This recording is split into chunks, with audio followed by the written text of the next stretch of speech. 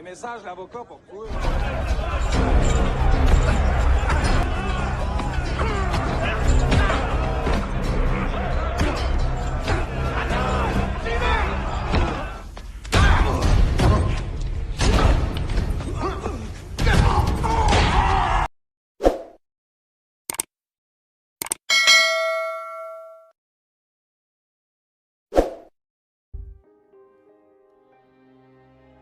Di awal film terlihat sekelompok orang sedang mengadakan pesta obat terlarang di atas sebuah gedung. Diketahui karena obat tersebut mereka serasa memiliki sayap dan bisa terbang. Oleh karena itu mereka satu persatu menjatuhkan diri dari atas sana sampai koit. Adegan beralih ke penjara dan kita akan diperkenalkan dengan seorang napi bernama Max yang terlihat sedang berolahraga. Setelah itu, ketika Max sedang memandangi foto anak semata wayangnya, tiba-tiba ia dihampiri oleh sipir. Sipir itu mengatakan kalau ayah Max datang menjenguk. Saat Max bertemu dengan ayahnya, si ayah memberikan sebuah hadiah buku karena hari ini Max sedang berulang tahun. Saat dibuka, ternyata di dalamnya ada foto anak Max bernama Theo. Si ayah mengatakan kalau Theo sekarang sudah jarang pulang ke rumah, bahkan tidak pernah sama sekali memberi kabar. Theo mulai berubah ketika ibunya meninggal dan Max masuk penjara. Merci, Père, c'est gentil. Siang harinya ketika Max sedang berada di lapangan penjara, ia mengingat kembali masa-masa saat dirinya berkumpul dengan istri dan anaknya dulu. Namun tiba-tiba Max dihampiri oleh beberapa napi yang hendak menghabisinya. Saat itu juga Max langsung menghajar mereka.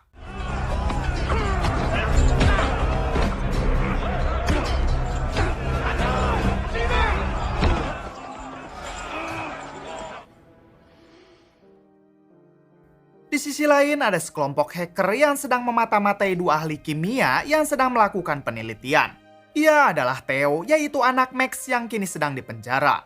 On est supposé watcher les chimistes 24/24. Mettez-vous à l'œuvre. Fasse tout, man. OK?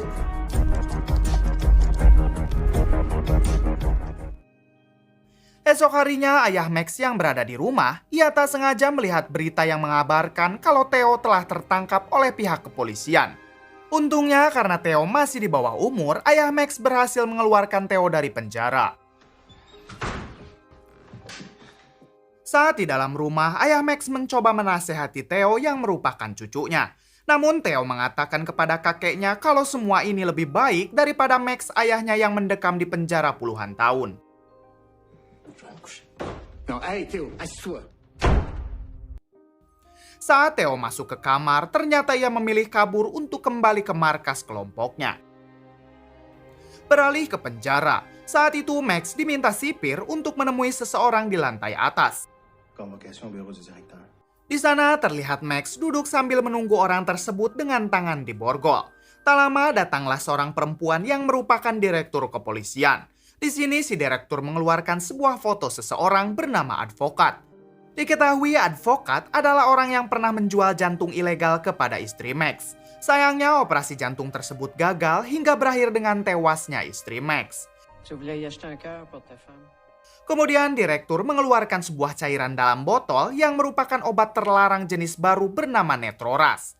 Dengan setetes cairan itu bisa membuat penggunanya gila dan berhayal seperti mempunyai sayap. Du nitro rush. Kasus ini pengedarannya masih terselubung, namun pihak polisi mencurigai kalau kelompok advokat ikut mengedarkannya. Sementara yang polisi cari sekarang siapa pembuat obat tersebut karena advokat sendiri kini telah tertangkap dan berada di penjara ini. C'est pour ça qu'on aurait besoin de ton aide. Mendengar semua cerita itu, Max sendiri tidak tertarik untuk membantu polisi. Namun saat itu juga si direktur mengatakan kalau Theo anaknya telah bergabung dengan kelompok advokat. Plus intense. Peux-tu me comptes tout ça? Que tu travailles. Mendengar hal tersebut, Max langsung beranjak untuk mencari si advokat. Hingga Max bertemu dengan advokat dan anak buahnya. Saat itu juga ia langsung menghajar mereka.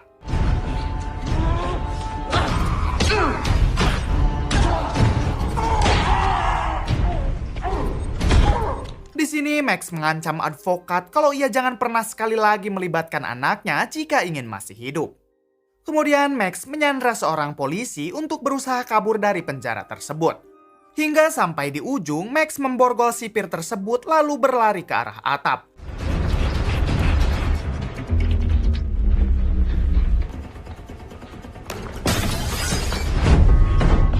Setibanya di atap gedung, Max melempar handuk lalu melompati pagar. Sayangnya di bawah sudah ada seorang polisi yang menyuruh Max untuk segera kembali ke penjara sambil menodongkan pistol.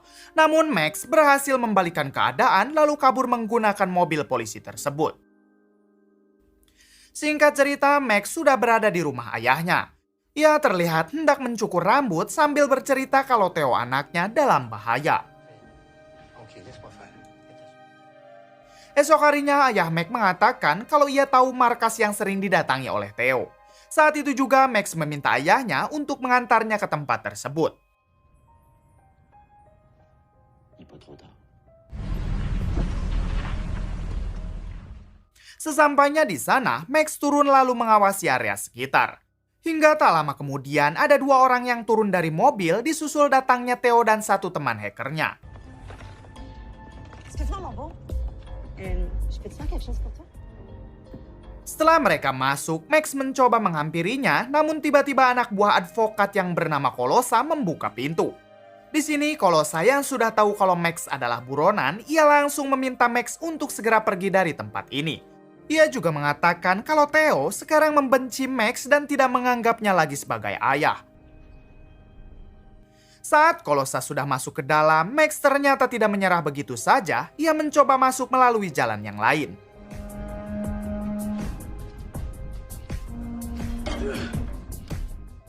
Sampai tak sengaja, ia bertemu dengan wanita bernama Iroh yang merupakan salah satu anak buah advokat yang kini berada di penjara.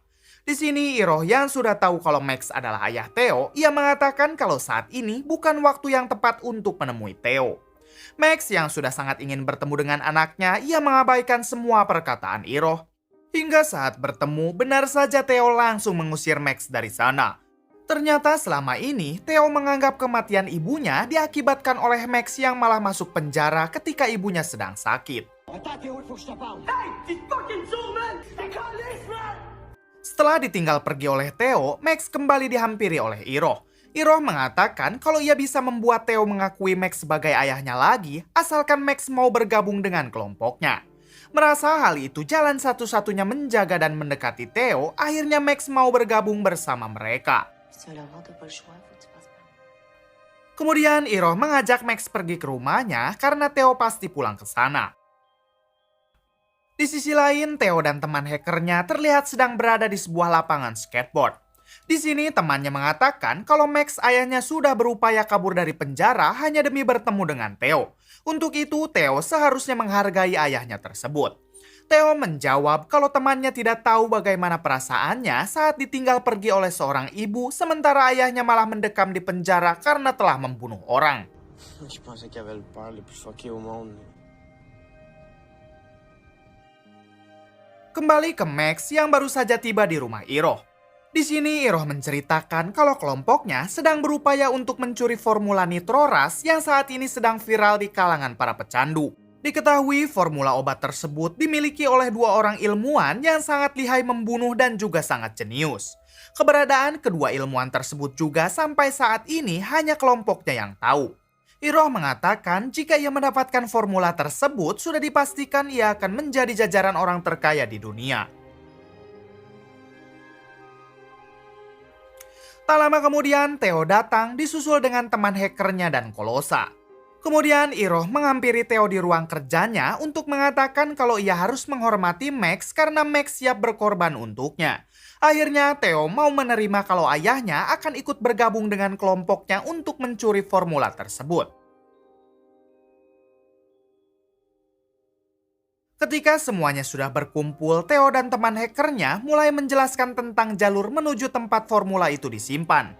Berdasarkan pengamatan, diketahui dua ilmuwan itu menyimpan file formulanya di sebuah flash disk yang berkata sandi sehingga tidak bisa diretas dari jarak jauh.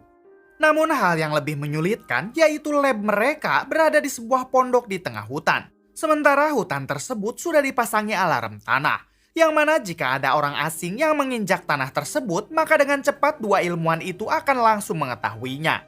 Pas sûr que tu peux sauter par-dessus? sur le pas dans son armée, puis Mendengar penjelasan itu, Max mengajak mereka untuk berlatih agar tidak menginjak tanah. Si tu dis.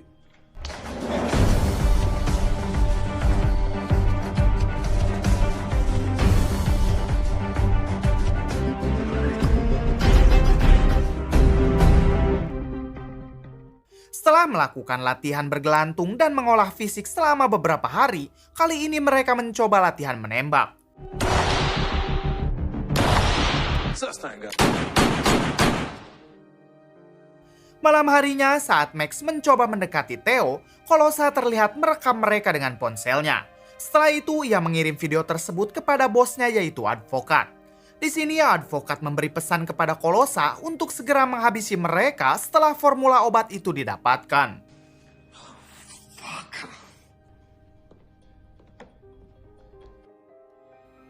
Singkat cerita, setelah mempersiapkan semuanya, akhirnya mereka berangkat ke dekat hutan.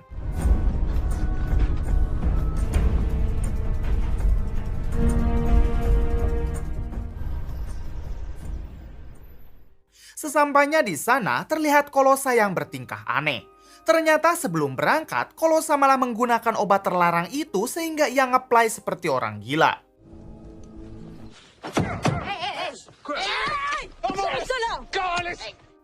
Oleh karena itu, Iroh menyuruh Colossa untuk menunggu di mobil bersama teman hacker Theo.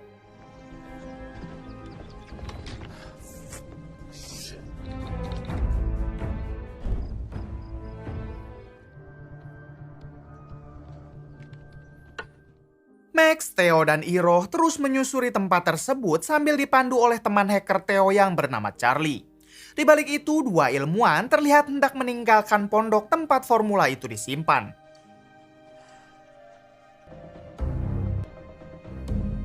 Saat bergegas pergi, mereka hampir saja menemukan keberadaan Max dan yang lain. Hingga di ujung pembatas, alarm tanah itu diaktifkan. Max dan yang lain memulai aksinya untuk masuk ke dalam pondok tersebut.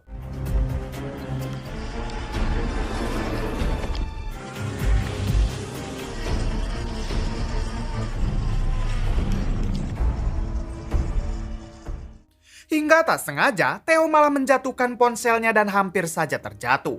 Beruntung Max masih bisa menahan Theo dan menyuruhnya untuk mengabaikan ponselnya. Di sisi lain, ternyata kedua ilmuwan itu sedang bermain video game di sebuah rumah yang berada tidak jauh dari pondok.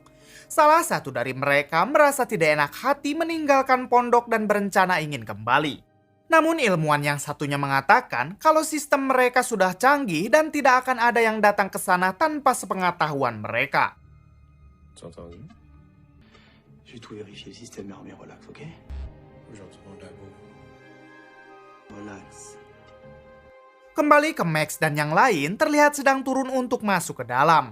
Tanpa pikir panjang, Theo langsung memindahkan file formula obat tersebut ke dalam tab miliknya. Di balik itu, Colossa mengatakan kalau advokat bosnya ingin bicara dengan Charlie. Di sini si advokat menyuruh Charlie untuk segera mengirim file formulanya. Namun Charlie mengatakan kalau kata sandi dari tab yang dibawa Theo hanya diketahui oleh Iroh. Mendengar hal tersebut, Colossa yang sedang menggila memutuskan untuk menyusul. Di dalam mobil, Charlie mengabarkan kepada Theo dan yang lain kalau Colossa telah menggila dan sekarang sedang menuju ke sana.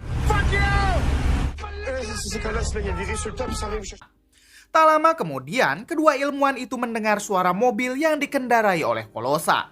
Saat itu juga mereka langsung bergegas untuk menghabisi para penyusup tersebut.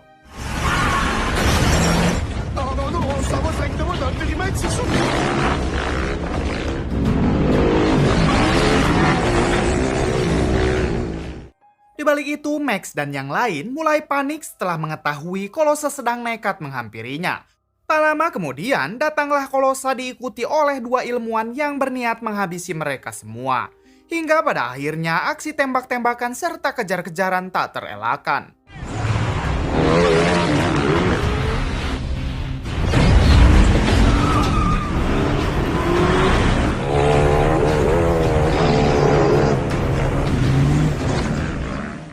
Dengan Dengan skill menyetir yang dimiliki Max, ia berhasil membuat dua ilmuwan berhenti mengejarnya.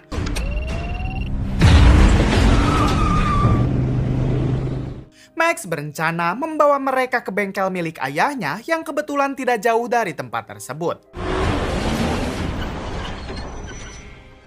Sesampainya di sana, Colossa meminta mereka untuk segera mengirim filenya kepada advokat.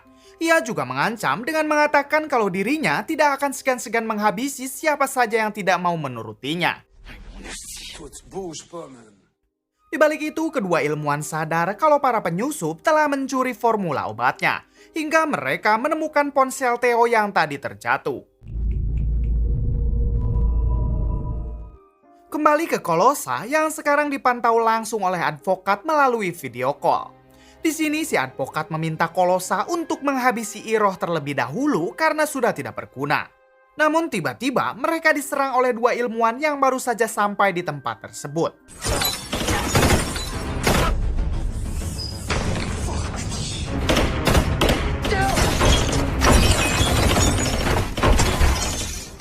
Di sini Max menyuruh mereka untuk berlindung sementara dirinya akan berusaha melawan kedua ilmuwan itu. Max yang tidak mampu melawan mereka langsung dibantu oleh Iroh untuk melawan satu ilmuwan yang hendak mengambil kembali formulanya.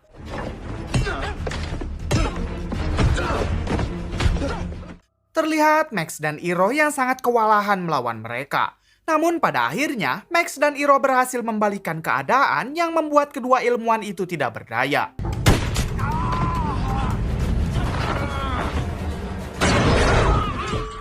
Kemudian Iroh malah menodongkan pistol kepada Max dan meminta Theo untuk ikut kabur bersamanya.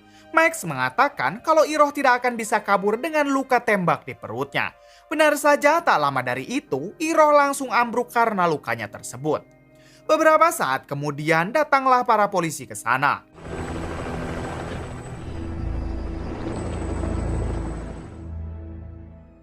Di suatu kesempatan, Theo bertanya apakah ayahnya telah bersekongkol dengan polisi.